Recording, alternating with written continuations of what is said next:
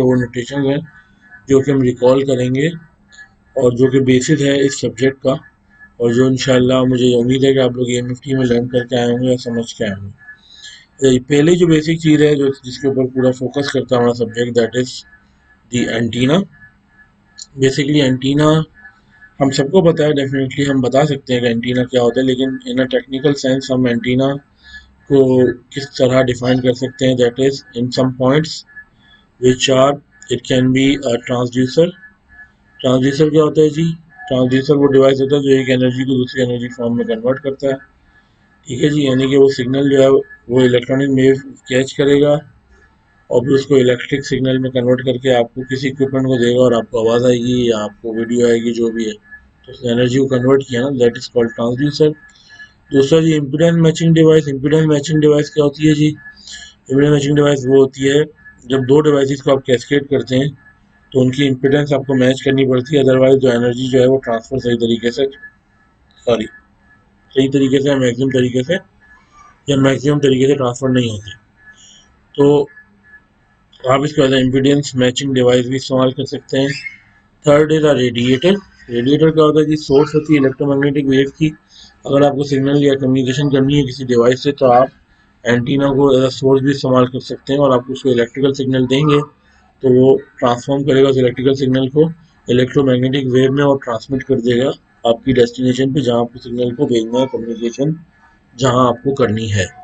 चौथा जो पॉइंट है, that is a sensor of electromagnetic wave. Definitely it will catch an electromagnetic wave and convert it to the electric signal and you will hear what will be your dedicated operation, वो आपको perform हो जाएगा।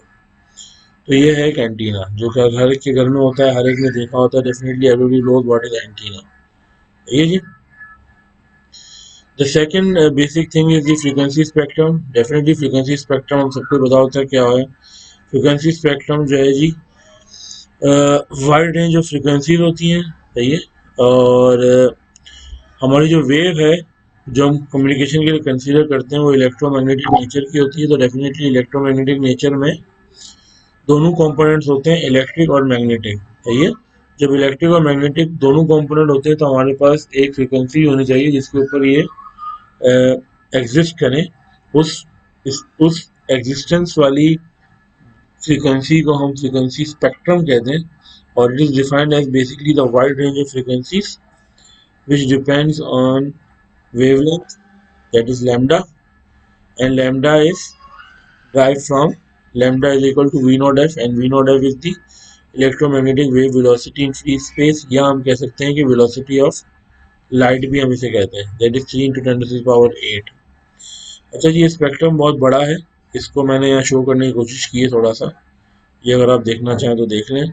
ये band name है जी, basically किस band name के against है, इसकी फ्रीक्वेंसी क्या है, और बेसिकली वेव लेंथ। अच्छा, वेव लेंथ क्या होती है? वेव लेंथ जो है वो वेव की लेंथ होती है कि वेव जो है आपकी जो ट्रांसमिट कर रही है वो कितनी बड़ी है या कितनी छोटी है या उसकी लेंथ कितनी है, जिस वेव पे आप काम कर रहे हैं उसकी लेंथ कितनी है, वो बेसिकली आपको वेव लेंथ कहलाती है किसी भी इलेक्ट्रोमैग्नेटिक की। ठीक है जी। इसमें आप देखें जी, पहला जो है that is extremely low frequency, और लास्ट जो है वो एक्सट्रीमली हाई फ्रीक्वेंसी। ठीक है जी। ये लो फ्रीक्वेंसी हाई फ्रीक्वेंसी के दरमियान ऑस्किलेट करता है। याद रखिएगा जो वेव लेंथ का आपका रिलेशन है फ्रीक्वेंसी के साथ वो इन्वर्सली प्रोपोर्शनल है, यानी कि अगर वेव लेंथ बढ़ती जाएगी तो फ्रीक्वेंसी कम होती जाएगी और फ्रीक्वेंसी बढ़ती जाएगी तो वेव लेंथ कम होती जाएगी। मॉडर्न एरा में या मॉडर्न कम्युनिकेशन में आपकी जो वेव लेंथ है वो बहुत कम है, इसका मतलब फ्रीक्वेंसी आपकी बहुत ज़्यादा है। ये जी फ्रीक्वेंसी जितनी ज़्यादा होगी वेव लेंथ उतनी कम होगी, और आपके जो इक्विपमेंट्स हैं उनकी साइज भी उतनी ही कम होती जाएगी, ये याद रखिएगा। ये जी तो आजकल तो इस फ्रीक्वेंसी पे बहुत काम हो रहा है और इस फ्रीक्वेंसी पे बहुत काम हो रहा है। मोबाइल कम्युनिकेशन तो आपके इसके दरमियान ही आ गई है। ये जी high frequency, sorry not high frequency, UHF और एसएचएफ के दरमियान आ गई है। ठीक है, तो आजकल आपकी फ्रीक्वेंसी जो आपकी जो मोबाइल कम्युनिकेशन है वो इसके अराउंड चल रही है, तो आपकी जो वेवलेंथ है वो बहुत कम हो गई है। अच्छा जी, going towards the next basic thing, that is there are some basic important notations जो आपको पता होने चाहिए और डेफिनेटली आपने पढ़े हुए होंगे, तो उसको रिकॉल कर लेते हैं क्या है वो। अच्छा जी, जो फर्स्ट नोटेशन है दैट इज फ्रीक्वेंसी, जो कि एफ से सॉरी रिप्रेजेंट होती है। Charge is represented by Q, conductivity represented by sigma, electric flux represented by phi, magnetic psi sorry electric flux represented by psi, magnetic flux represented by phi, permittivity represented by mu, permeability represented by mu, relative permeability related by mu r, permeability mu r, and the other. और भी कुछ है notation जो हम देखते जाएंगे और आपको बताते जाएंगे, लेकिन ये जो है ये आपको पता होने चाहिए डेफिनेटली। ज़्यादातर मोस्ट इम्पोर्टेंट इसमें जो है वो ये कंडक्टिविटी और electric flux, permeability, permittivity, magnetic flux, ये बार बार इस्तेमाल होंगे, तो ये आपको पता होना चाहिए कि हम इस नोटेशन को अगर कह रहे हैं तो इसका मतलब क्या है। ठीक है जी, तो ये आपको जहन नशीन होना चाहिए। दूसरी इंट्रोडक्टरी चीज़ें हैं वो भी आपके लिए कोई इतनी मुश्किल नहीं होंगी, लेकिन उनको गो थ्रू कर लेते हैं। डेफिनेटली हमारे पास क्वांटिटीज होती हैं। क्वांटिटी क्या होती है? क्वांटिटी इज अ मेजर कि आप किस चीज़ को किस मिकदार में ले रहे हैं, दैट इज क्वांटिटी। दो टाइप की क्वांटिटीज होती हैं हमारे पास, एक होती है स्केलर क्वांटिटी, एक होती है vector quantity. Scalar quantity is defined as a quantity without direction and the vector quantity is defined as the quantity with direction. Vector quantity की डेफिनेशन सॉरी बहुत सारी एग्जांपल्स हैं, स्केलर की बहुत सारी एग्जांपल्स हैं। जहां भी आपकी डायरेक्शन आ गई स्पीड के साथ दैट इज वेक्टर, और जहां भी आपकी डायरेक्शन के बगैर बात हो रही है किसी मिकदार की तो दैट इज स्केलर। इसी तरीके से एक चीज़ होती है कोऑर्डिनेट सिस्टम। कोऑर्डिनेट सिस्टम को हम डिफाइन करते हैं कि system which is use to define and represent a point in space. किसी भी पॉइंट को अगर आपने जाहिर करना है एक स्पेस में, तो आप यूज़ करेंगे या उस सिस्टम को जो कि किसी भी चीज़ की लोकेशन या पॉइंट को पिन कर देगा, उस सिस्टम को आप कहेंगे कोऑर्डिनेट सिस्टम। यानी वो सिस्टम जो कि किसी भी चीज को पॉइंट करने के लिए इस्तेमाल किया जाए, दैट इज कोऑर्डिनेट सिस्टम। तीन बेसिक कोऑर्डिनेट सिस्टम है हमारे पास, ये जी।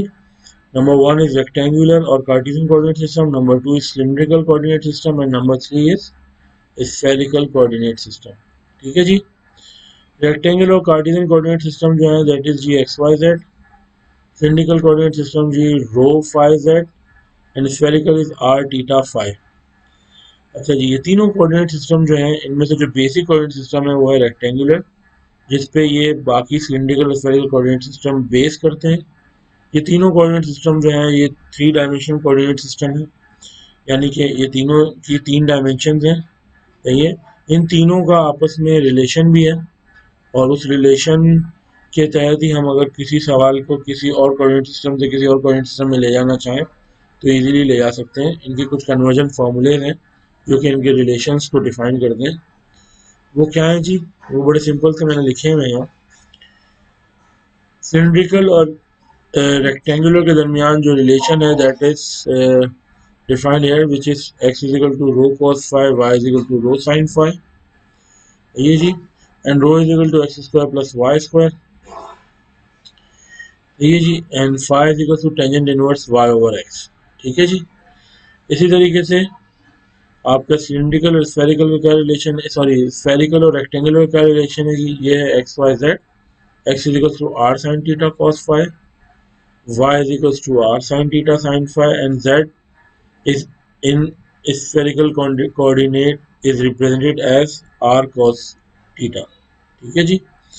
इसका जो वो क्या है जी, वाइस वर्सा क्या है इसका? वाइस वर्सा ये है कि if you want to represent r theta phi in rectangular coordinates then it will be equal to r, which is equals to xy square z square x square plus y square plus z square under root theta is equals to cos inverse z over r and phi is equals to tangent inverse y over x।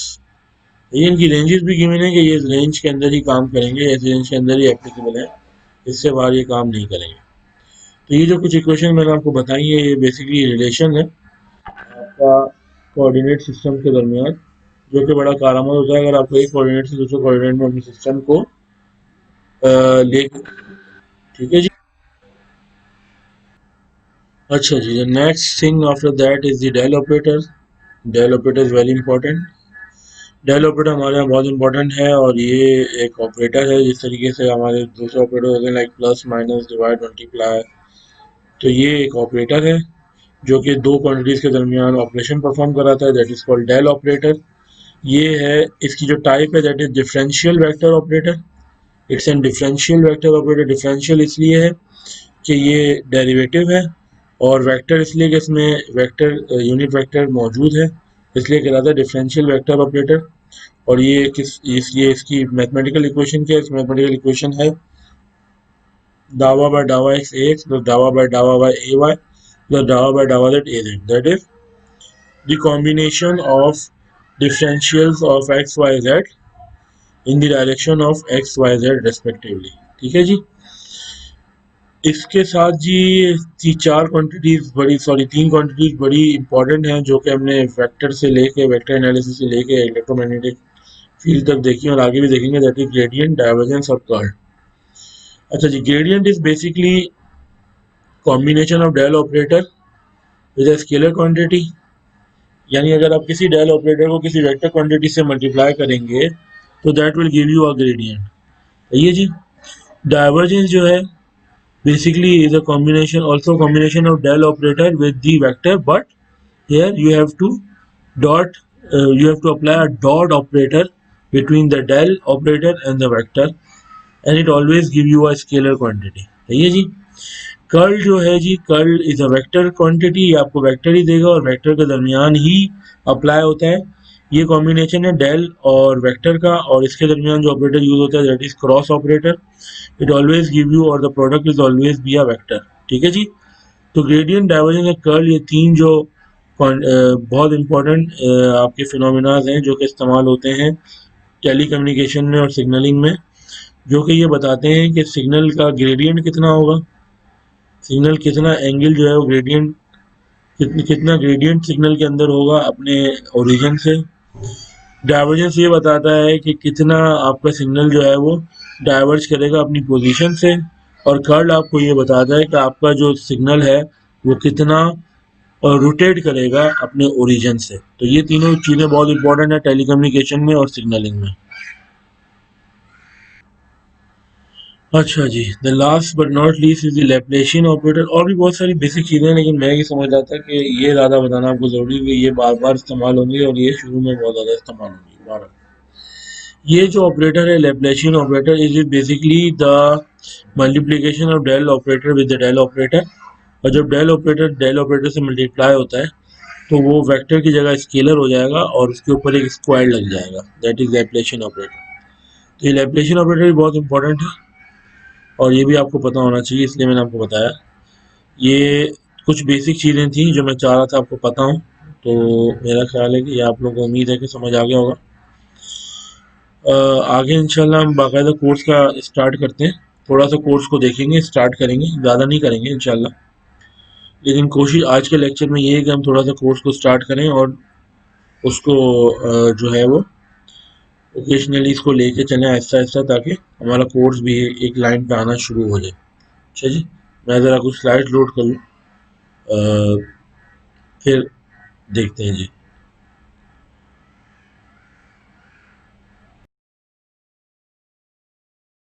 Actually, in the environment, there are two type of fields observed. One is static and the other is electromagnetic. अच्छा जी, जब भी हम Maxwell equations की बात करेंगे, हम Maxwell equations को divide करते हैं टू मेन कैटेगरीज में। First are the equation for static field and other are the equation for electromagnetic fields. Basically static और इलेक्ट्रोमैग्नेटिक फील्ड्स में क्या फ़र्क है? फील्ड्स तो आपको पता होगा डेफिनेटली, फील्ड्स क्या होती हैं। फील्ड्स जो हैं बेसिकली प्रोड्यूस होती हैं when we have current and voltage.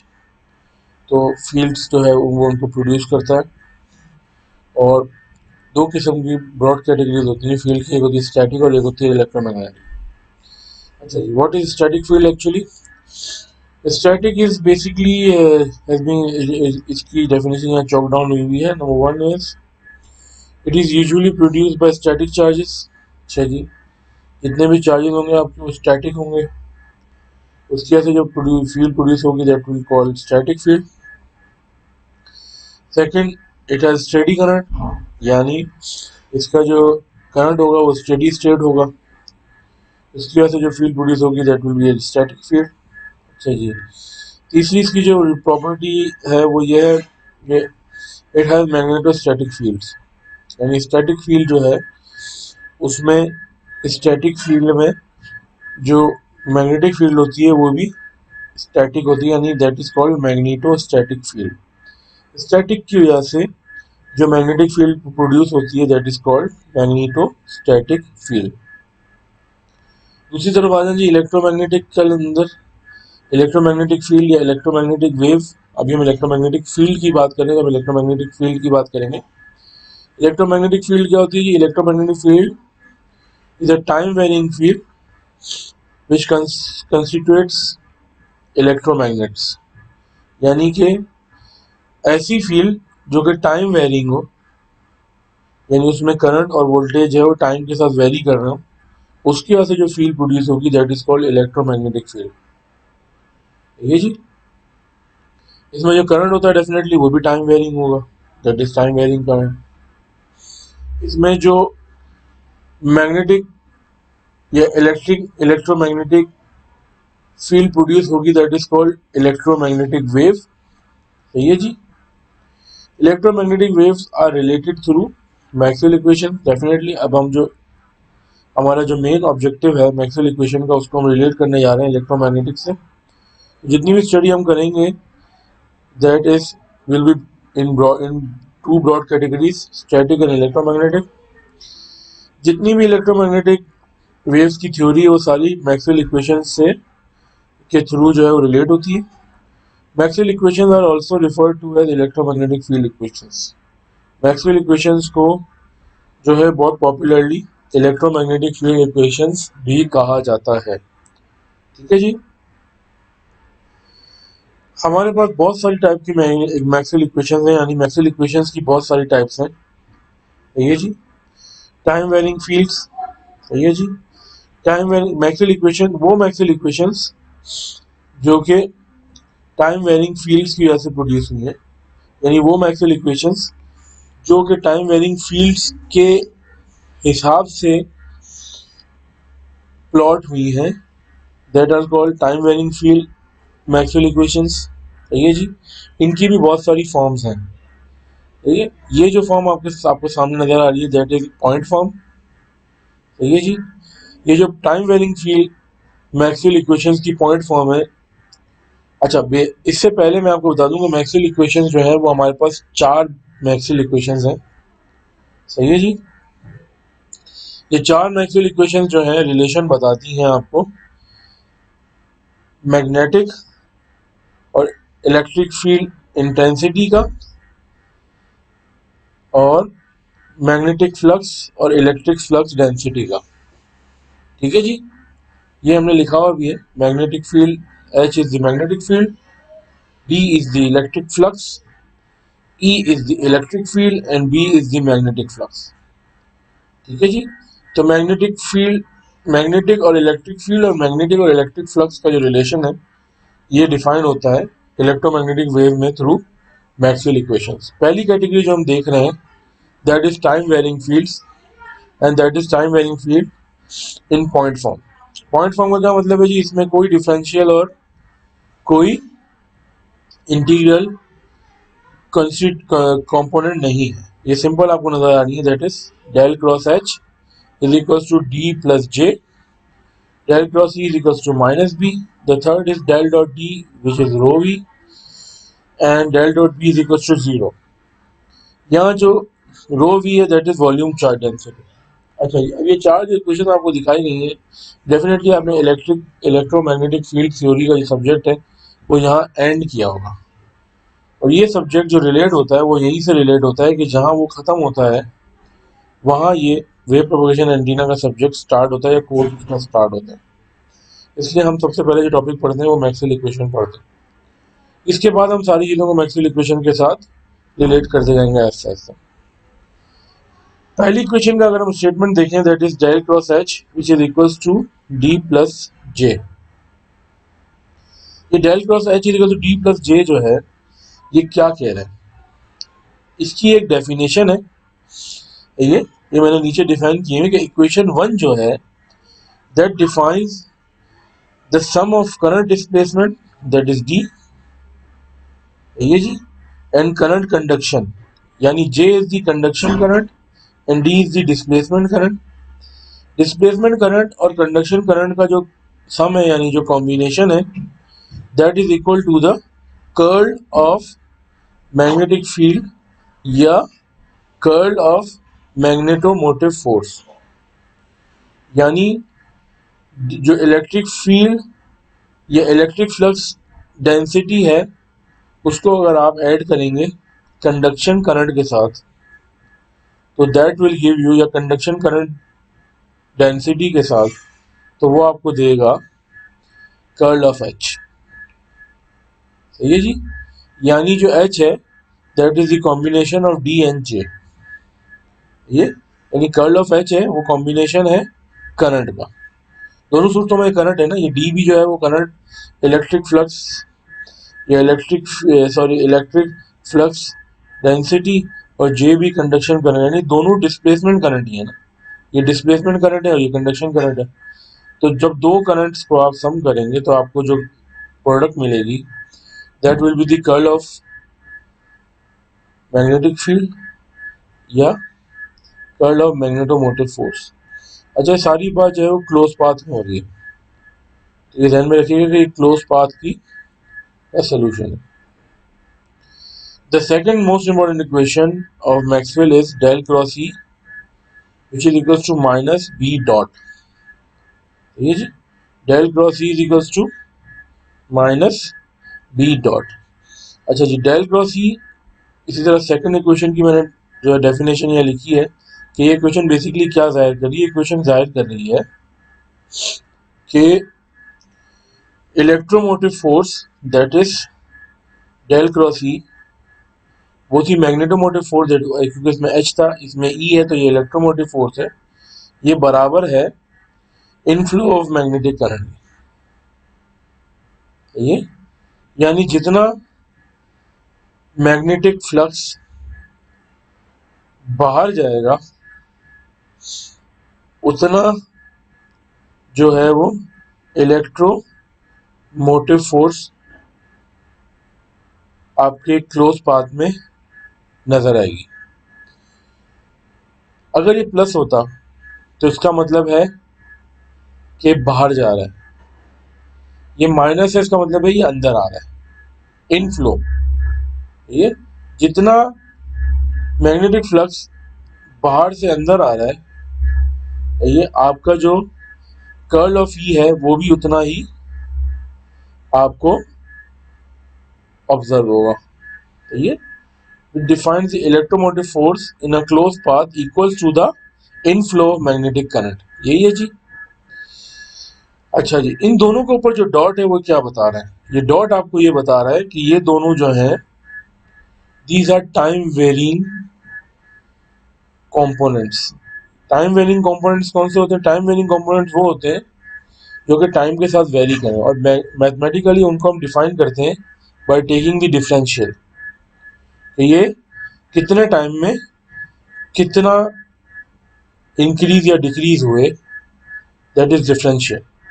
तो ये यहाँ लिखा हुआ भी मैंने कि D dot is equal to डावा डी बाई डावा T and B dot is equal to डावा बी बाई डावा टी, यानी बी जो है वो टी की वजह से कितना चेंज हो रहा है और डी जो है वो टी की वजह से कितना चेंज हो रहा है। ये डॉट ये रिप्रेजेंट कर रहा है कि ये दोनों टाइम वेरिंग कंपोनेंट्स हैं।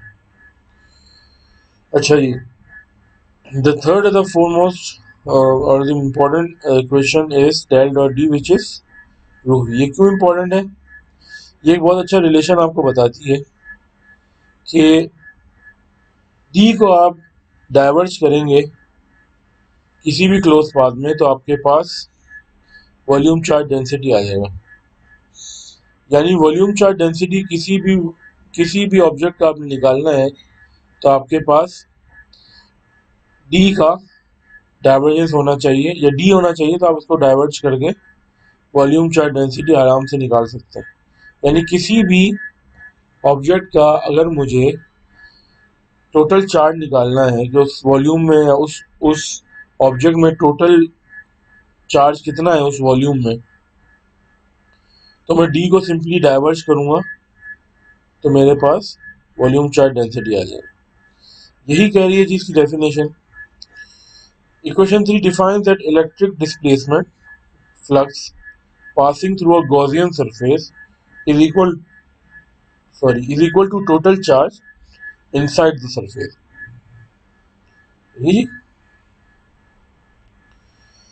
वॉल्यूम चार्ज डेंसिटी बेसिकली क्या होता है कि इस वॉल्यूम में या जिस वॉल्यूम में इसको अप्लाई किया जा रहा है उस वॉल्यूम में कितना चार्ज मौजूद है। ये जी, और यही बात यहाँ लिखी हुई है। Define that electric displacement D passing through a Gaussian surface is equal to total charge inside the surface.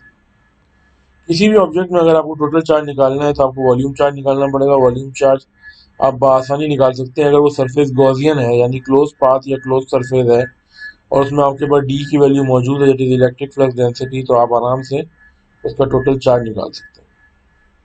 अच्छा जी, the fourth and the last Maxwell equation is del dot B which is equal to 0। यानी अगर किसी भी close path में या किसी भी क्लोज सरफेस में अगर आप बी को डाइवर्ज करेंगे तो आपके पास जो एंड प्रोडक्ट आएगी वो 0 आएगी।